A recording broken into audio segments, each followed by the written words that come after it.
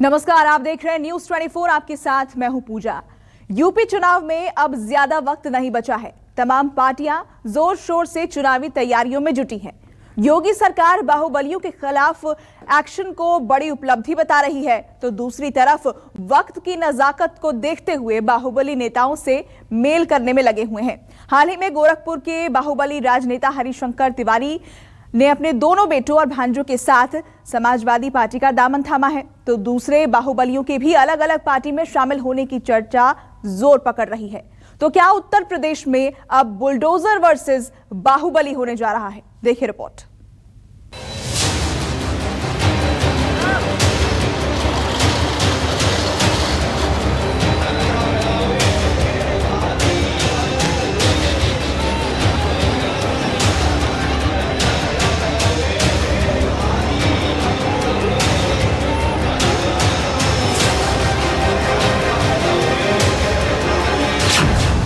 योगी के बुलडोजर का सियासी असर।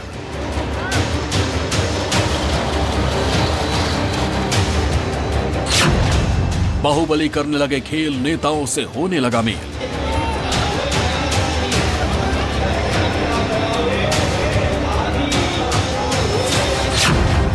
पूर्वांचल में कौन किसके साथ, बाहुबलियों से किसकी बात।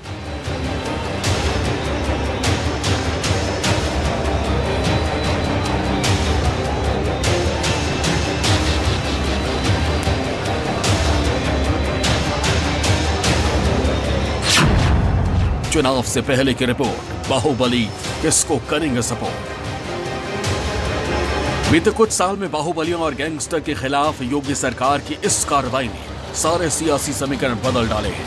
राजनीति में जिन बाहुबलियों की तूती बोलती थी, यूपी की सियासत में जिनकी धमक हुआ करती थी, अब वो नए सिरे से नेताओं से मेल मिलाप कर अपनी जमीन तैयार करने में जुटे हैं। और इसकी ताजा तस्वीर बीते रविवार सामने आई।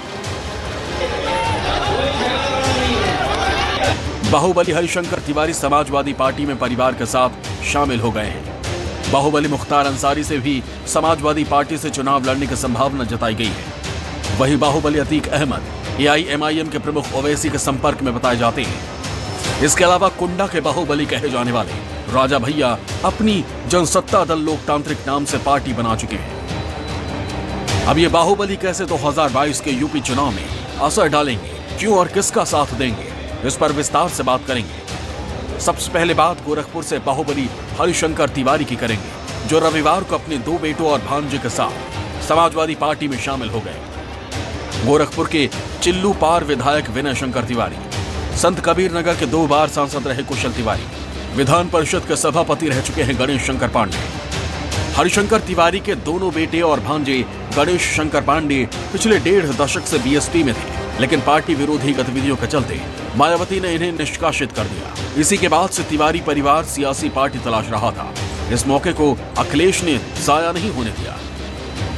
और आज हमें खुशी इस बात की कि इतना बड़ा परिवार जब हमारे साथ जुड़ गया है और इनके सहयोगी साथी सब बड़ी संख्या में आए हैं, जो आने वाले चुनाव में जिनका हमें सामना करना था, आज जब ये परिवार जुड़ गया, साथ ही में विनय शंकर तिवारी जी जो विधायक हैं वो भी साथ आ गए हैं, तो अब मुकाबले में समाजवादी पार्टी का अब कोई मुकाबला नहीं कर सकता। पूर्व कैबिनेट मंत्री और बाहुबली हरिशंकर तिवारी को पूर्वांचल के ब्राह्मण समाज में अच्छी पैठ मानी जाती है। पूर्वांचल में एक वक्त हरिशंकर तिवारी को ब्राह्मण चेहरे के तौर पर देखा जाता था। यही वजह है कि सरकारें किसी भी दल की बनती थी, हरिशंकर तिवारी का मंत्री बनना तय होता था। चूंकि पूर्वांचल में ब्राह्मण करीब 10% है, लिहाजा अखिलेश यादव इस बाहुबली फैमिली के जरिए यूपी की इन 41 विधानसभा सीटों पर करिश्मे की उम्मीद पाले हुए हैं। माना जा रहा है कि समाजवादी पार्टी अपनी रैलियों में ब्राह्मण चेहरे के तौर पर विनय शंकर तिवारी और गणेश शंकर पांडे को मंच पर लेकर आएगी। शंकर तिवारी की और उनके पूरे परिवार का सपा में शामिल होना अखिलेश यादव को जरूर फायदा करेगा, क्योंकि एक जगह है और एक वर्ग है जिसमें उनका अच्छा खासा प्रभाव है। एक लंबे समय से ब्राह्मणों के नेता माने जाते रहे पिछले 30-35 सालों से, और गोरखपुर और उसके आसपास के इलाकों में अच्छा वर्चस्व है उनका, तो ऐसा प्रतीत होता है कि फायदा होगा अखिलेश यादव। एक तरफ यूपी की योगी सरकार माफिया मुख्तार अंसारी और उसके गैंग पर कड़ी कार्रवाई करने में व्यस्त है। तो अब खबर आ रही है कि मुख्तार अंसारी समाजवादी पार्टी के टिकट पर यूपी विधानसभा चुनाव लड़ने की तैयारी में है। ऐसा मुख्तार अंसारी के बड़े भाई सिगवतुल्लाह अंसारी का कहना है। उनका कहना है कि मुख्तार एसपी के टिकट पर चुनाव लड़ेंगे, लेकिन सीट कौन सी होगी ये वक्त बताएगा। मुख्तार अंसारी को समाजवादी पार्टी से मेल करना पड़ रहा है क्योंकि योगी सरकार इस बाहुबली के खिलाफ एक्शन ले रही है।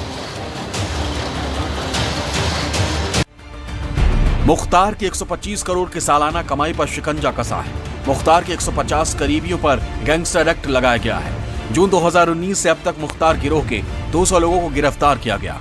मुख्तार अंसारी से जुड़े 168 लोगों के आर्म्स लाइसेंस रद्द किए गए हैं। मुख्तार के कुल 365 करोड़ की संपत्ति को जब्त किया गया है।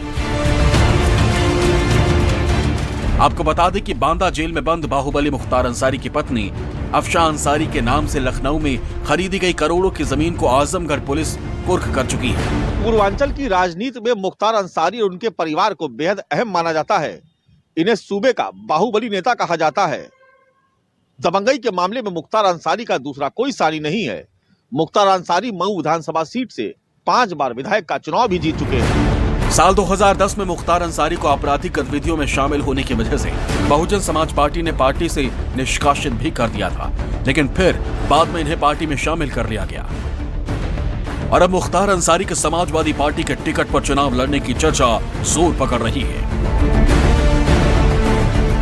राजनीतिक दल इनको शरण दे रहे हैं और ये शरण इसलिए लेने जा रहे हैं कि चुनाव एक मौका होता है और जनता चुनाव में सरकार बदलती भी है। अगर जिस सरकार में उनके लिए अनुकूल समीकरण नहीं रहा तो एक संभावना वो टटोलते हैं कि जो दूसरी सरकार आएगी उसमें शायद उनके लिए एक बार फिर अनुकूल समय अनुकूल समीकरण बन जा सकता है।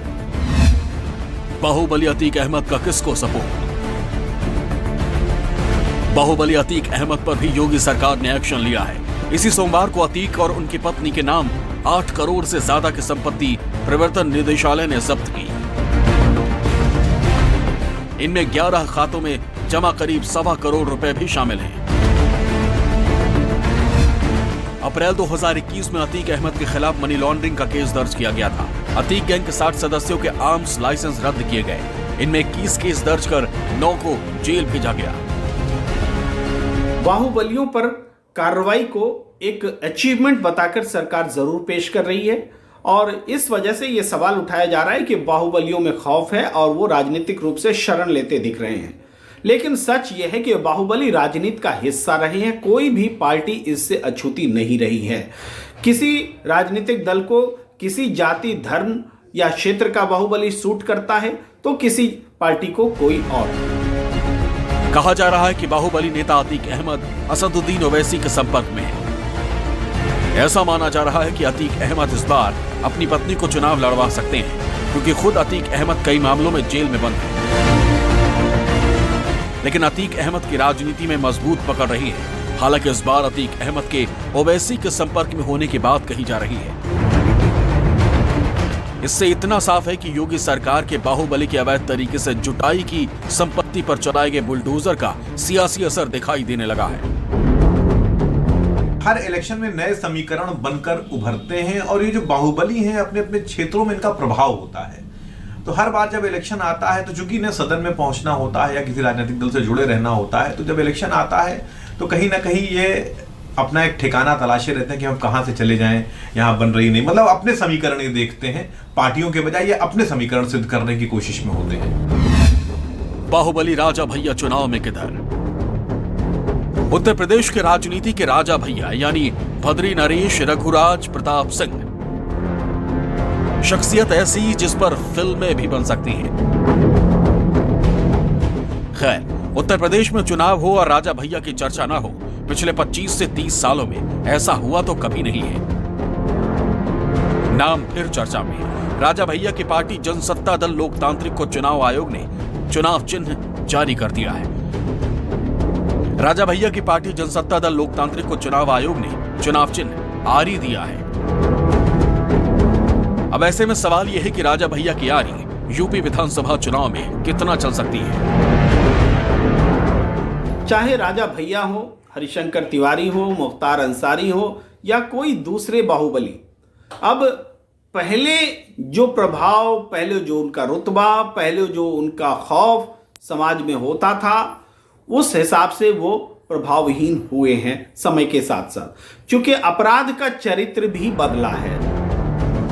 राजा भैया भले ही अब तक निर्दलीय विधायक बनते रहे हों, लेकिन एक सच ये भी है कि समाजवादी पार्टी और भाजपा दोनों से उनकी खासी नजदीकियां भी रही हैं। वो दोनों पार्टी की सरकार में मंत्री भी रह चुके हैं, लेकिन इस बार उन्होंने खुद की पार्टी बना ली है। ऐसे में बाहुबलियों का किसी पार्टी के सपोर्ट में जाना या फिर खुद की पार्टी बनाकर चुनावी मैदान में उतरना 2022 चुनाव में क्या और कितना कुछ बदलेगा, ये वक्त बताएगा। Bureau report, news 24। और इसी के साथ यहाँ रुक रहे हैं एक छोटे से ब्रेक के लिए। आप देखते रहिए न्यूज़ 24।